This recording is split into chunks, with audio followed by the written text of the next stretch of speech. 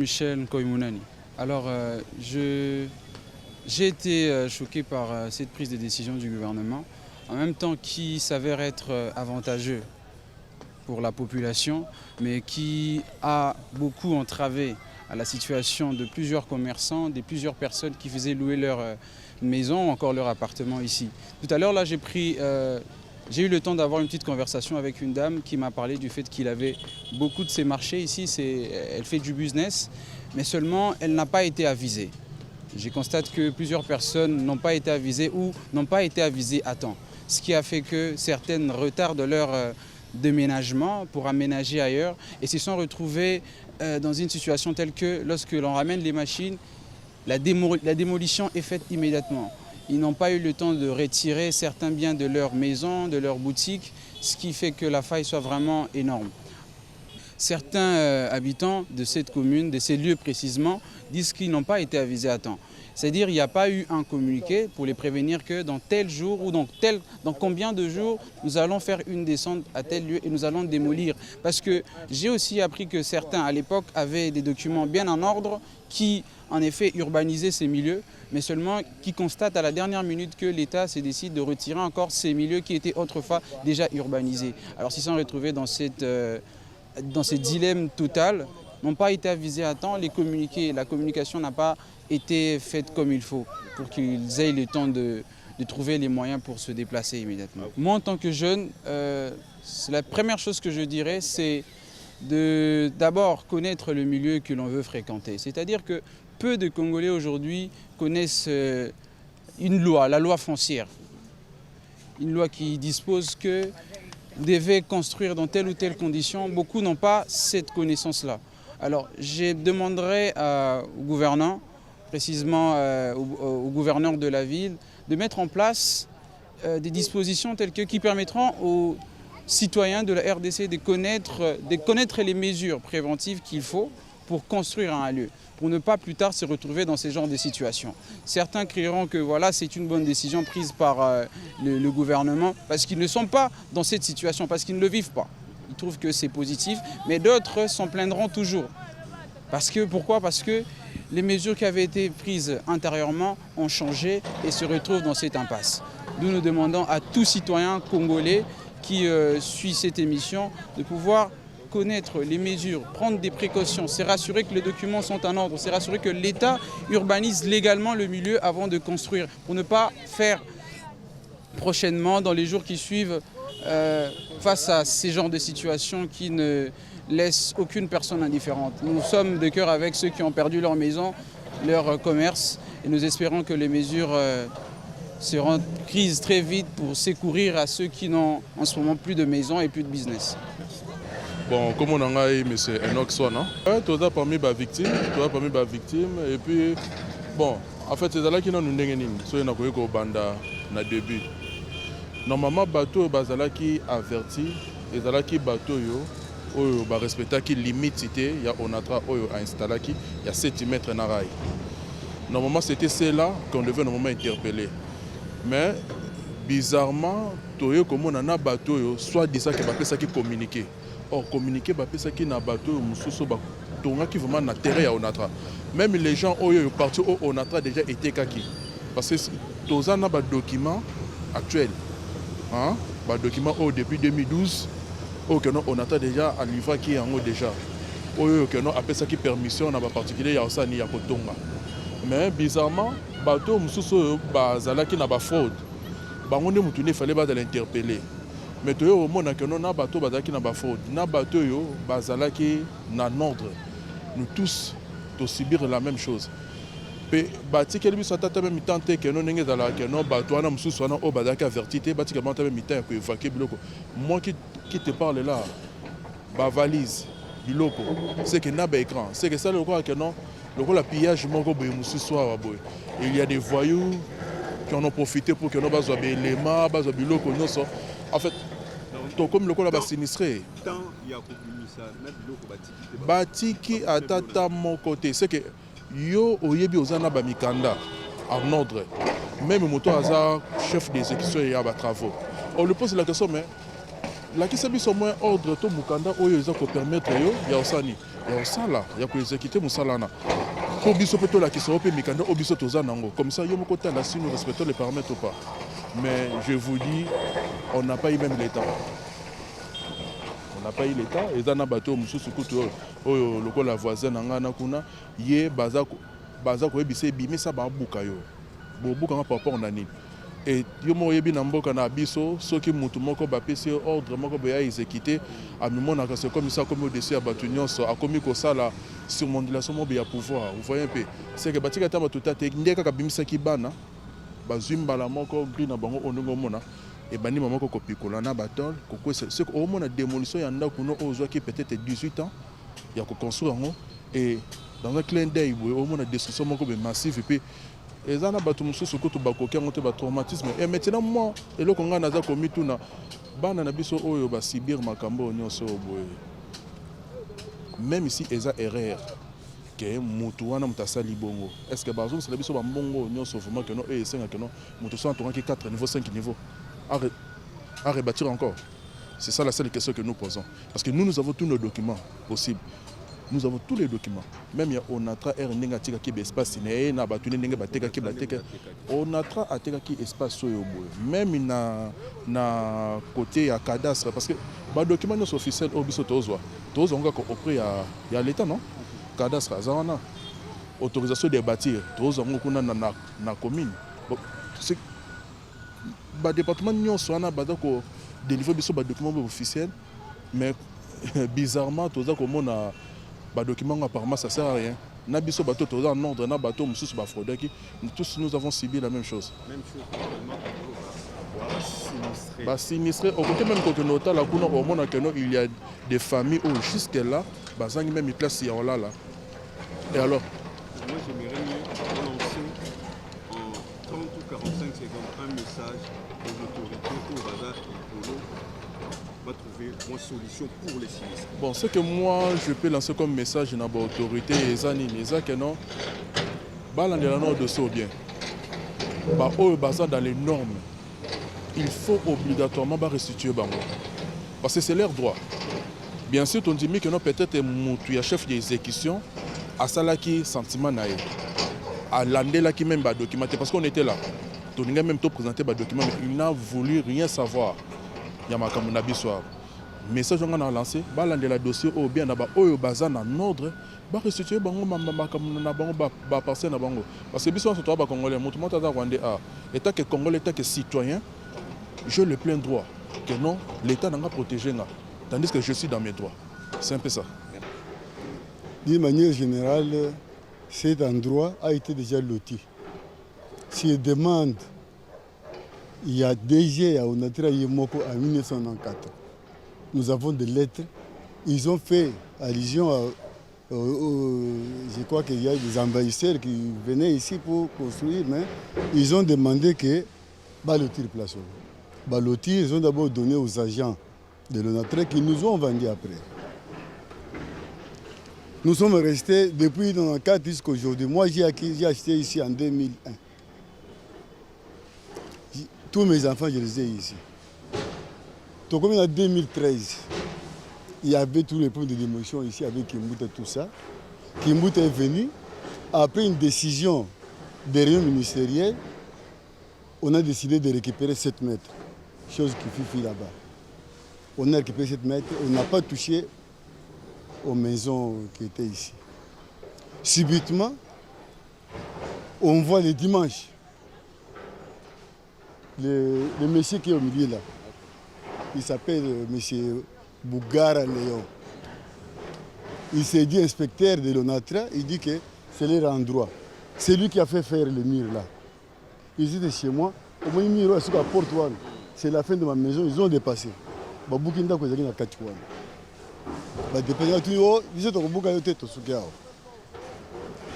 Dimanche, ils sont moi, je croyais qu'on allait démolir les gens qui avaient construit sur les 7 mètres qu'on avait cédé.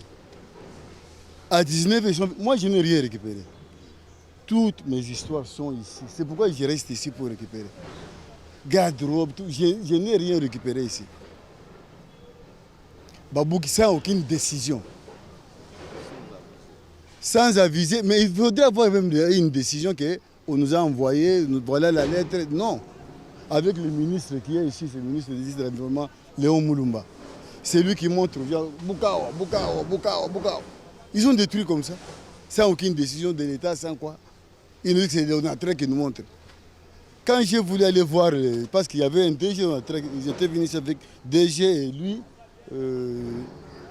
le gouverneur et ses 4 ministres. Parmi les 4, c'est lui qui marchait, c'est Léon Moulumba, qui faisait le tour ici. C'est lui qui a démoli tout ça ici. Ça, c'était ma maison, une très belle maison que j'avais construite ici. Nous sommes dans un état de droit. Nous sommes allés à la justice. On a déjà crié à la justice. Nous attendons la réponse de la justice. Mais comme nous sommes des sinistrés, depuis le dimanche jusqu'à aujourd'hui, on n'a vu aucune autorité venir. Moi, je suis toujours dehors ici. Avec mes enfants et ma femme, nous sommes dehors, on ne sait pas où aller. On a investi tout ce qu'on avait ici. Pour terminer cette maison, j'ai fait 7 ans pour terminer cette maison. Je suis travailleur. Tous les paix que j'ai touchés là, j'ai acheté des briques, tout ça, pour faire cette maison ici pendant 7 ans. Et aujourd'hui, on les détruit dans une... Où est-ce que moi je vais aller avec les enfants? Je suis dehors, je dors dehors à la belle étoile avec tous mes enfants. Tout m'est bien englouti ici. Donc vous n'avez pas pu Rien, c'était à 19 €, qu'est-ce que je vais récupérer? Même mon véhicule qui était là. Je les ai attendus que j'ai fait sortir même les véhicules, ils ont refusé. Avec le monsieur là, s'il était un Rwandais ou bien Congolais, je ne sais pas. Monsieur Bouraga ou Léon. Il a refusé que je récupère le véhicule. Ma Jeep. J'ai pris des photos de ma Jeep. On a tout détruit, il a détruit ça méchamment. Il ne m'a pas donné même une minute de récupérer. Le peu que les enfants ont pris, c'était leur valise. Mais les miens, comme c'était dans ma chambre, moi et ma femme étaient sortis. On est venu en retard, vers 19h fatigués. On n'a rien récupéré. On n'a rien récupéré. On dort ici à la belle étoile. Même le ministre des Affaires sociales, on a appelé, il ne vient même pas. Même les députés qu'on a votés, personne ne nous a visités ici. On est ici dehors. Ah, tous en avenue Tabora, dans l'avenue Bissotokoli, dans l'avenue Nangayango. La commune à Kitamo. Première avenue à la commune à Kitamo Yango. Bon, Maramozo, le cas est au Kam Sabiso. Awa, Bayeko Bouka, c'est là on entra à l'autre espace. awa eza ka onatra baagent onatra bavandaka donc baagent onatra liboso na bango eloko ezalaki te ezalaki vide ntina magasin bayasi na ka mosusu onatra eza kuna batalanaka bamonanaka donc bandako oyo babuki liboso ya prince oyo wana normal bato tu bayebi na histoire ezalaka te même na se ya baza na kati ya onatra après ndako ya onatra na nsima nango avenir ebandi omoni avenir eza monene donc avenir tabora numéro 1 yango numéro 3 numéro 5 moni eza augmenta banombre impair numéro 5 numéro 7 na minute oyo tabora na biso ebandi kaka mama na numéro 11 donc bayibi 4 parcelle bato na nsima toyebi te so eza bato basali kope bato ya onatra na quelque personne po bayiba po oyo neza boye destruction méchante po eza mapango ya bato eza na baveni eza na kati ya onatra te donc eza nango na koki ya onatra te un certain ingénieur moko boye onatra abimisi koki na ye aye apesi ministre aya buki so syndicat moko aza bayiba espace ya bato babimisi koki ya 1962 bon moto lupango de avenir babanda otonga so total avenir tabora na se yango oyo likolo yango wana donc avenir oyo banda otonga mane na se numéro 1 eza numéro 1 yango donc lupango liboso yango ya tabora yango nde bango babuki mais botiki mapango waka po avenir yango ngamu na ngamu siko toyeba te makambo tomona bakonzi bata ministre ya justice baza makambo oyo eza c'est pas normal bato bakoperdre mapango na bango mpona un certain individu basali cope so balandela yango eza cope c'est pas normal awa pa bateji masa na nga topanaka tosala oyo elandi bamasa na nga ada pa basaisai fiston saisai wana awa na veni tabora fiston saisai aveni na bango oyokaa fiston saisai ndako na bango mpango na bango yango wana babuki donc nayebi te bakonzi batala toyebi te mboka yango donc tomobanga na biso biso toya bato te tokovanda mpe jour mosusu baye babuki lupango na biso mpona baye certain individu moko boye toyebi te toluka bamboka toya moni bakongoli bakoma azwi mbongo akimi akene ero bakovanda na ye totunula bino mboka yango donc mboka yango komona ya bino tokamwa mpo je connais le Congo oyo tolobaka veni tabora bozwaki yango na Afrique du Sud na combat ya ba5 combattants sikoyo ekomi ndenge nini numéro 1 eza te olobaka bien na maloba ata olonga na MLC mais eza problème familial kitamo olobaki ya yo sikoyo yo toma lobaka je connais le Congo opesa avenir tabora avenir tabora eza ba-ancien combattant eza Mariano eza Birmanie hein o Mobutu o babwana kaka 5 yango bapesaka ba-avenir pourquoi bazobuka boye onatra hein ka onatra hein barabi soi-disant DG ya DG ata totangi mingi te mais sans politique etangi biso hein mboka yango ya nini eza cope to nini 3 avenues avenue oyo babundela tabora ya onatra te avenue tabora bato bapesa yango ezali na gero babundaka ya Afrique du Sud oyo baseja na Afrique du Sud natangi sens politique ata yo moko classe yango eza biso bon nandimi mabe oyo nga nasali nazoloba mais l'état asala musala NDG syndicaliste moko boye aventurier bazopesa estimateur bien te avenir tabora numéro 1 boye kobunda guerre ya 45 tosali sens politique biso nyonso eza tese batangisi biso boyi oloba boye te mpo nini 1 2 3 4 tabora ezali oyo bato bazwa na komba oyo babundaki eza papa Mariano Thomas Lowaka ata yo moko ozala osanzolama ozala osanzolama tosalisa politique avenir tabora numéro 1 kitambo yango oyo ofandi na inongo kuna tozana mawa mingi na musala oyo esalemi na avenir tabora omona wapi avenir moko eza na banimero mosusu te neti place oyo babuki eza tabora 1 babuki 1 3 5 7 bamapango eza bamapango ya kala bakende te na cadastre batala cartographie ya 1970 ti 1980 tabora ezala ndenge nini avant babuka parce que quand on entra esuki wana quand on entra esuki wana oyo avenir tabora première avenir ya Kitambo comment bakobuka 4 parcelles oyo eza quand on entra yango wana kuna ra yango wana kuna toza pe na desi chef de l'état tala makambo makambo ezo fragiliser biso ta ba jeune boy so makambo ko moyela biso bakoko na biso basomba ba mapango kala batikela biso ba héritage monteke tout ça desi mboka eso kende wapi toza na esengo te tokomolala libanda eza bien te président de la république atala likambo merci. Je suis M. Moulumba Léon Monanchia, ministre provincial de l'environnement, propriété publique et embellissement de la ville de Kinshasa. Alors, par rapport aux destructions ici, qu'est-ce qui a motivé cette fois-ci la destruction en masse comme ceci? Je pense que vous voulez parler de démolition. Démolition. Voilà, parce que destruction, c'est méchant. Nous procédons aux démolitions d'un site jadis occupé par nos sœurs et frères, en complicité avec quelques autorités, bien sûr. Cela date de plus d'une vingtaine d'années que les gens ont occupé la gare. Je ne sais pas quel acte on peut poser administrativement pour qu'on laisse une gare occupée, pour qu'on puisse céder une gare à quelques compatriotes. Moi, je ne sais pas si cet acte-là est possible. Mais malheureusement, on en est arrivé là dans ces pays où les gens occupent des gares, occupent des parties réservées aux aéroports, aux aérodromes, à d'autres biens de l'État aussi. Alors, est-ce que ceux qui ont construit ici, après démolition, ont été indemnisés? Non, nous venons en appui de l'ONATRA. C'est l'ONATRA qui est demandeur de ces sites. Nous sommes la ville. Nous venons en appui. Pour ce qui est des éventuelles indemnisations qui s'adressent à qui de droit? À l'ONATRA. Alors quel plan, un plan, je dirais, d'une manière légale ou soit, est-ce que la démolition s'appesantit sur une note légale? Oui, ils ont été informés que l'ONATRA voulait récupérer son espace. Ils ont été informés en bonne et due forme. J'ai les éléments. Alors après démolition, qu'est-ce qui viendra? En fait, vous savez, nous connaissons tous en ce moment les problèmes des phénomènes d'embouteillage. Pour qu'on puisse trouver une des solutions, c'est de créer le transport de masse. Qui dit transport de masse dit les trains, les métros, les trams et des lignes dédiées aux bus.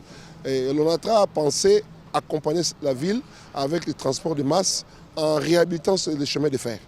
Donc c'est pour ça qu'il a demandé, pour que ça soit mis en pratique, il faut des gares. Mais les gares ont été occupées. Donc nous commençons par désengorger les gares, évacuer les gens qui ont occupé de manière anarchique les gares. Et comme ça, l'ONATRA va mettre en application son plan. Alors, je sais que vous n'êtes pas approprié pour répondre à cette question, mais justement, une petite piqûre, si on peut savoir, est-ce que ici, la construction des rails là, sera effective? Oui, et très rapidement d'ailleurs. On ne vient pas démolir, on ne veut pas mettre nos compatriotes, bien que les gens occupés de manière anarchique. Hein. On ne va pas les mettre dehors pour laisser les terrains libres. Non, si l'État n'en avait pas besoin, on les laisserait. Mais l'État a récupéré son terrain parce qu'il y a un projet. Il y a un projet qui va démarrer vraiment très rapidement. Alors, très rapidement, capable de faire nini tokoki kokanga pona démolition ou awa na kati ya Kintambo. Bon, ngana ko banda ko pesa conseil pa ndeko na biso. To banga biloko ya l'État. Apparemment na mboko mabe koti tellement ki bata banga ba biloko ya l'État te. Tozo à part bagaro, tozo mona lokana ba Bedengalema. Combien de fois l'État a détruit na Bedengalema pour battre occupé on a été. On a autorité, beaucoup d'autorités occupé. Et après cette démolition ici, tout est Bedengalema. On va démolir. Donc, après ici, c'est Bedengalema, directement, sans transition. Ça, c'est pour montrer que l'autorité, l'État reprend sa place. Hein? L'État est un peu défaillant. Et c'est comme ça que les gens ont profité de tout ça. Biso Fatima Pakolega Ber, Akouti Makabuno et c'est consolidant. Il y a un Ber.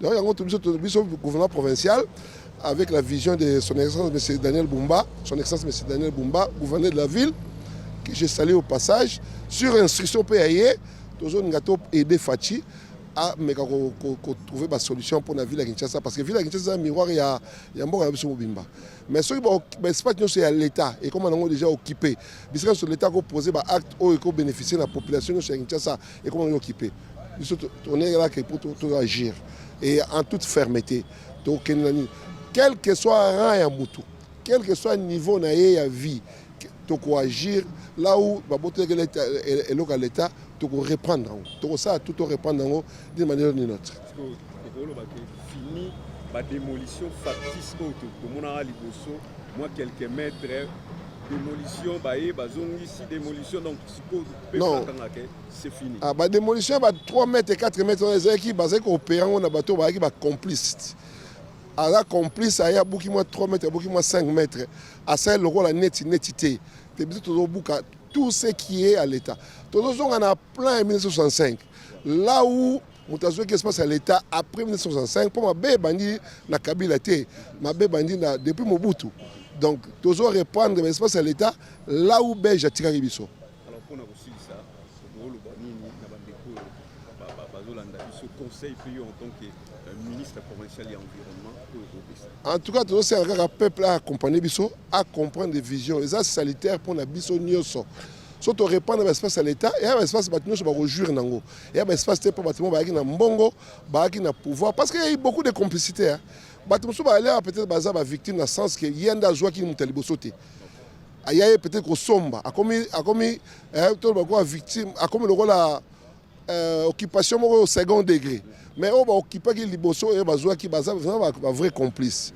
donc c'est un on peut ça concerne au moins on te le pan on a gare on te le pan on peut mettre en maille na ba zone mususu ba pekisi ba concession ko somba te bon na yo soza kamba ça na ote kabila ta famille na yo mais to sengi batuba accompagner surtout ville na ba récupération ba espace oyo ko servir na population de la ville de Kinshasa et servir quand batu moko boité pour que na pouvoir to ko sanctionner pe bateau ba pese ba mikanda to toujours répertorier déjà bango to yebi bango to même à titre posthume ça je dis ça comme ça entre guillemets to ko sanctionner ba musu à titre posthume à coup fois déjà mais to ko sanctionner merci.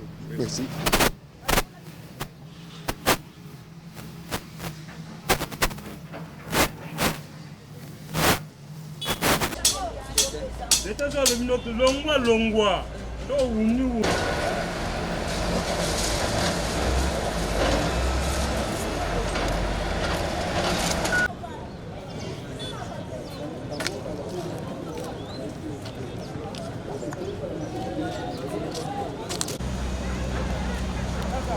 Carabor.